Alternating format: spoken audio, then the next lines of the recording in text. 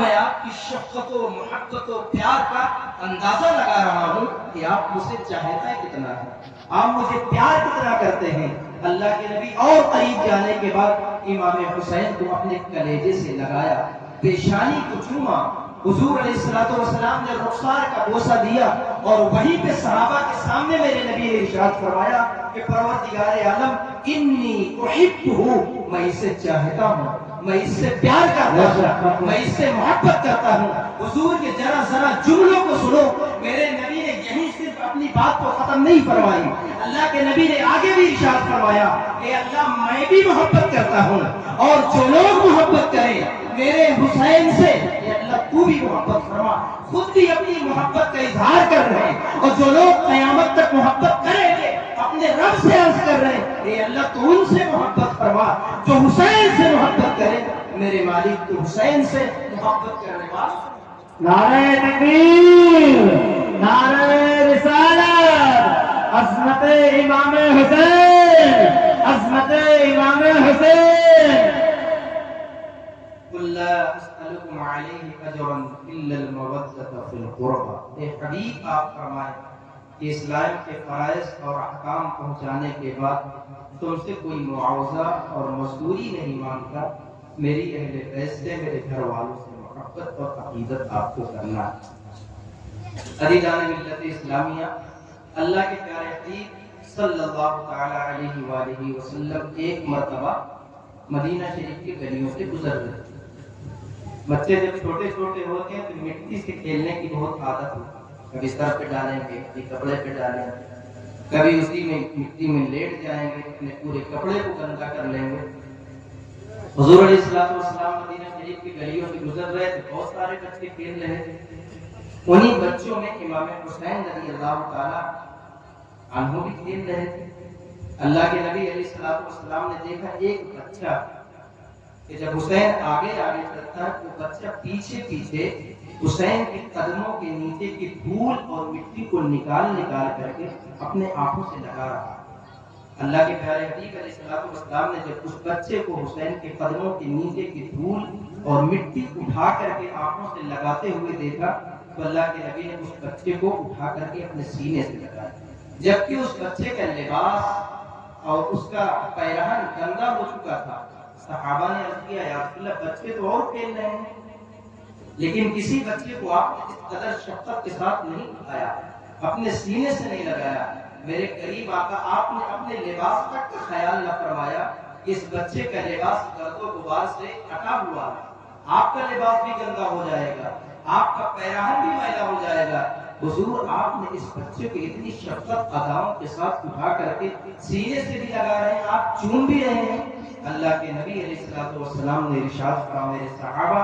یہی وہ بچہ ہے، میں نے اسے اپنے سینے سے اٹھا کر کے اس لیے لگایا کہ جب میں نے دیکھا کہ میرا نواسا حسین جب آگے آگے چل رہا تو یہی وہ بچہ ہے حسین کے قدموں کے نیچے کی دھول اٹھا کر کے آنکھوں سے بطور سرما کے لگا رہا تھا، اپنی عقیدت کا اظہار کر رہا تھا، اپنی محبت کا اظہار کر رہا تھا۔ میرے نبی نے فرمایا صحابہ جب سے میں نے اس بچے کو اپنے نواسے حسین کے تلوے کے نیچے کی مٹی اٹھا کر کے آنکھوں سے لگاتا ہوا میں نے دیکھا، اسی وقت سے یہ بچہ مجھے محبوب ہو گیا ہے، مجھے پیارا رکھنے لگا ہے۔ اندازہ فرمائے سمروں کے زندہ دل مسلمانوں کہ جب کوئی حسین کے قدموں کے نیچے کی دھول اٹھا کر اپنے آنکھوں سے لگائے وہ حضور کو پیارا ہو جائے، حضور کا محبوب ہو جائے، حضور اٹھا کر کے کلیجے سے لگا لے، تو جو محبت کے ساتھ نام محبت کو سن کر اپنے انگوٹھے کو چومتا ہو وہ نبی کو کتنا پیارا لگتا ہوگا،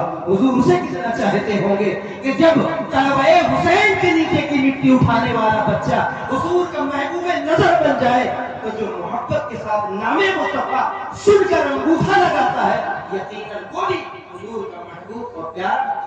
نعرہ تکبیر، نعرہ رسالت، عصمت مصطفیٰ،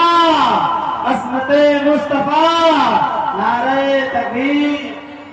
قل لا اسألكم عليه اجرا الا المودة في القربى۔ عزیزان ملت اسلامیہ، اللہ کے پیارے حبیب صلی اللہ تعالی علیہ وآلہ وسلم مسجد نبی شریف میں بیٹھے تھے، بہت صحابہ بیٹھے تھے، دینی مسائل اور دینی گفتگو کے تعلق سے اللہ کے نبی علیہ الصلوۃ والسلام صحابہ کے سامنے بات چیت میں مصروف تھے۔ ایک عربی جو دیہات کے رہنے والے تھے، حضور علیہ الصلوۃ والسلام کے دیدار کرنے اور زیارت کرنے کا جب شوق انہیں تڑپایا تو وہاں سے چل پڑے اپنے بستی سے حضور علیہ الصلوۃ والسلام کی خدمت میں حاضری دے کے۔ چلتے چلتے درمیان میں دوران سفر عربی آدمی نے دیکھا ہے کہ راستے میں چھوٹا سا بچہ ہرنی کا چھوٹا سا بچہ، انہوں نے اسے پکڑ لیا۔ غریب صحابی تھے، دیہات میں رہنے والے تھے، اللہ کے رسول علیہ الصلوۃ والسلام کی خدمت میں آئے اور اسی چھوٹے سے ہرن کے بچے کو بارگاہ رسالت میں پیش کیا۔ عرض کی یا رسول اللہ، میں نے سوچا غریب آدمی ہوں، حضور کی بارگاہ میں کچھ نذرانہ اور تحفہ پیش کرنے کا کچھ ہے نہیں، چلو یہ بچہ ہرنی کا بطور تحفہ اور نذرانہ نبی کی خدمت میں پیش کر دوں گا۔ اللہ کے نبی علیہ الصلوۃ والسلام کی خدمت میں جب اس ہرنی کے بچے کو پیش کیا گیا، آپ اندازہ کریں جنگل کا رہنے والا کوئی جانور انسان کو دیکھتا ہے تو بدکتا ہے، ہانپتا ہے، اچھلتا ہے، لیکن جب وہ بچہ حضور علیہ الصلوۃ والسلام کی خدمت میں رکھا گیا تو اطمینان و سکون کے ساتھ حضور کے پاس بیٹھ گیا۔ گویا وہ بے زبان بچہ بھی حضور کی بارگاہ کے آداب جانتا تھا،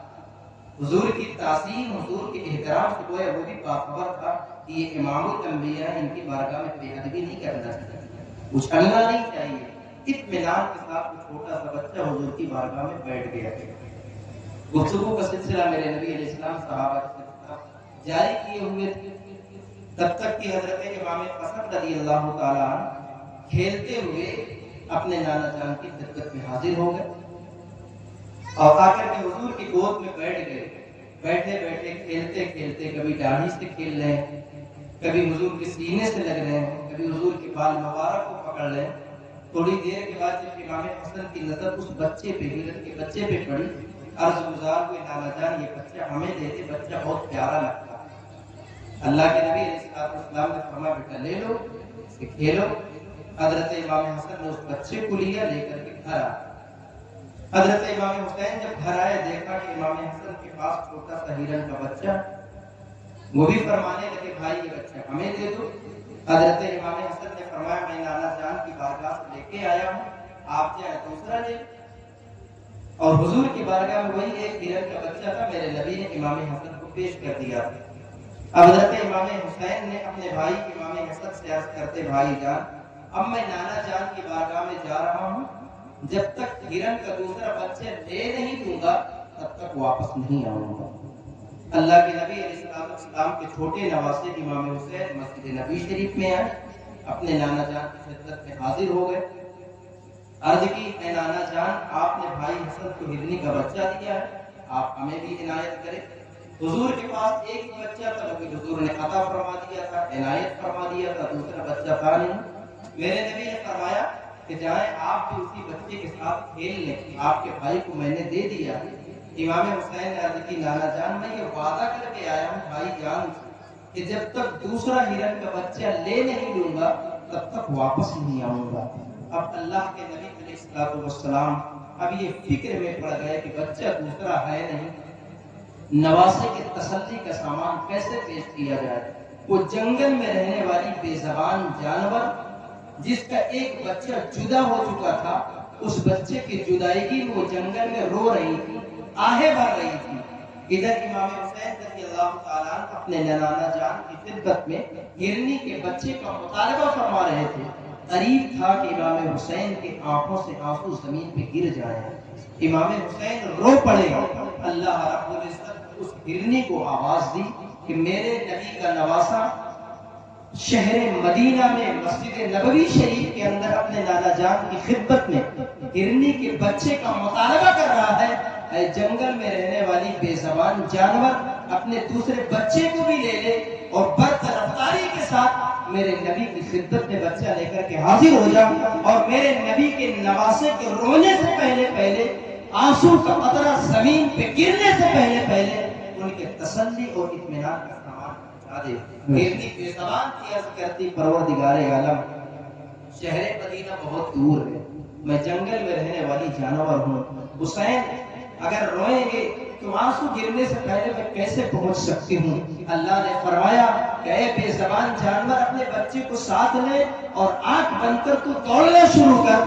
میں تجھے بارگاہ رسالت میں پہنچا دوں گا. ہرنی بے زبان جانور اپنے دوسرے بچے کو لینے کے بعد قدم بڑھاتی ہے، دوڑنا شروع کرتی ہے، آنکھ بند کر کے ابھی چند قدم آگے بڑھاتی ہے، در مصطفیٰ پہ اپنے آپ کو حاضر پاتی ہے اور عرض کرتی ہے یا رسول اللہ اپنے نواسے حسین سے فرما دے کہ یہ روئیں مت، آنسو مت بہائیں، ان کے اطمینان کا سامان اپنے بچے کی شکل میں لے کر کے میں حاضر ہو گئی ہوں. میرے نبی کی خدمت میں رہنے والے صحابہ کی نظر جب اس بے زبان جانور پر پڑی، صحابہ عرض گزار ہو گئے یا رسول اللہ دیکھے بے زبان جانور اپنا دوسرا بچے لے کر کے حاضر ہو گئی ہے. میرے نبی نے فرمایا حسین اب خوش ہو جاؤ، اللہ نے تمہارے لیے ہرنی کے بچے کا انتظام. نعرہ تکبیر، نعرہ